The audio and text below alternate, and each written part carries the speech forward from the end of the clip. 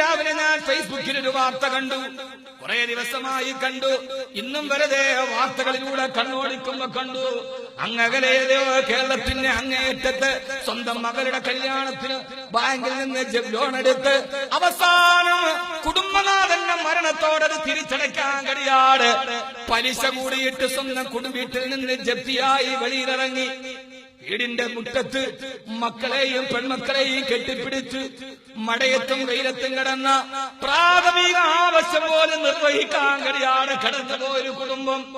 ആ കുടുംബത്തിന്റെ കഥ മീഡിയ മണ്ണ് ഏറെ ചെയ്യുന്നത് 12:30 ആ ബാങ്കിന്റെ ഓഫീസിന്റെ പ്രവർത്തകരാറ് പറയുന്നത് ആ വാർത്ത കിലോമീറ്ററുകൾ അകലിരുന്നിട്ട് തന്റെ തിരക്കേറിയ ജീവിതത്തിന്റെ വ്യവസായ ശൃംഖലയുടെ ഉള്ളിൽ ഒരു മനുഷ്യ സ്നേഹി കാണുന്നു. അവരുടെ ഓഫീസിലേക്ക് വിളിക്കുന്നു. എന്റെ പ്രൈവറ്റ് സെക്രട്ടറിയും എന്റെ പബ്ലിക് റിലേഷൻസ് മാനേജറും നിങ്ങളുടെ അടുക്കൽ വരും. എത്രയാണോ കുടിശ്ശിക പൂർത്തിയാക്കി അടച്ചിട്ട് ആ വീട് അവർക്ക് തിരിച്ചു കൊടുക്കണേ. അവരെഴുതുകയാണ് ഫേസ്ബുക്കിൽ. മുതലാളിമാരുടെ വെറും ഒരു ആദ്യത്തെ ശൂരത്വം പോലെ, ആരംഭ ശൂരത്വം പോലെ തോന്നി. പറഞ്ഞ സമയത്തതിന്റെ ഭാരവാഹികൾ അവിടെ എത്തി. പൈസ അടച്ചിട്ടാ താക്കോല് കൊണ്ടുവന്ന് ബാങ്കിൽ നിന്നെടുത്ത് പൂട്ട് തുറന്നിട്ട് കയ്യിലേക്ക് വെച്ചു കൊടുത്തപ്പോ ആ മനുഷ്യന്റെ മുഖത്ത് വന്ന പുഞ്ചിരി, അവസാനം അത്യാവശ്യം ചെലവിനുള്ള പൈസ കൊടുത്തിട്ട് ഇതുകൊണ്ട് ജീവിതത്തിന്റെ ചെലവ് കഴിക്കണേ എന്ന് ഞങ്ങളോട് പറഞ്ഞിട്ടാണ് വിട്ടത്. ആ മനുഷ്യ സ്നേഹിയാണ്. ഞാൻ പറയുമ്പോൾ നിങ്ങളെ ഞാൻ എന്തെങ്കിലും ആഗ്രഹിച്ചെന്ന് കേൾക്കണ്ട. അങ്ങനെ ഒരു ചിന്ത വല്ലാഹി എന്റെ മനസ്സിലില്ല. ആ മനുഷ്യ സ്നേഹിയാണ്. അറിയുന്നോറും അടുക്കുന്നോറും എന്നെ വിസ്മയിപ്പിച്ച നമ്മുടെ ബഹുമാനപ്പെട്ട MA യൂസുഫ് അലി സാഹിബ്.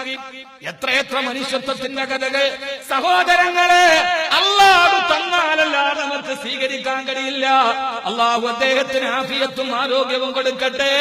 വല്ലാഹി ഞാനിത് പറഞ്ഞത് അദ്ദേഹത്തിൽ നിന്ന് ഒന്നും പ്രതീക്ഷിച്ചിട്ടല്ല. ഇത്രയും നാൾ അദ്ദേഹത്തെ നേരിട്ട് കണ്ടിട്ടൊന്നും ഞാൻ ഇതേവരെ ആവശ്യപ്പെട്ടിട്ടുമില്ല. പക്ഷേ പറയൽ അതാരാണെങ്കിലും പറയും, ആരെ കുറിച്ചും പറയും. അതിന്റെ പുറകിൽ എനിക്ക് യാതൊരുവിധ പ്രശ്നമില്ല.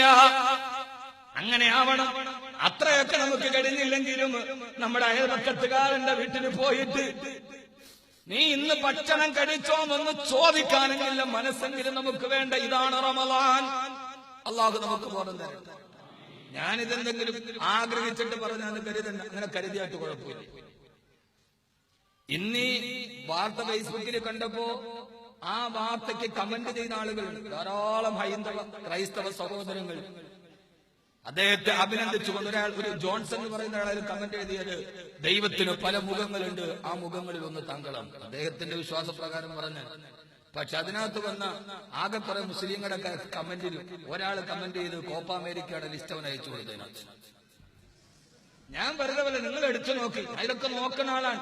അതിനകത്ത് എല്ലാവരും അദ്ദേഹത്തെ അഭിനന്ദിച്ചപ്പോ നമ്മുടെ സമുദായത്തിൽപ്പെട്ട ഒരാളുടെ കമന്റ് കോപ്പ അമേരിക്കയുടെ ലിസ്റ്റിന്റെ ഫേസ്ബുക്കിൽ ലിങ്ക് അദ്ദേഹം അതിനകത്ത് കമന്റ് ആയിട്ട് അയച്ചു കൊടുത്തു. ഇങ്ങനെയാണ് നമ്മൾ. എന്റെ പ്രിയപ്പെട്ട സഹോദരങ്ങള്, ഇപ്പൊ എന്ത് വിചാരിച്ചാലും കുഴപ്പമില്ല. എന്നെ സംബന്ധിച്ചോളം ഞാൻ പറയുന്ന കാര്യത്തിൽ നിലപാടുള്ള ആളാണ്.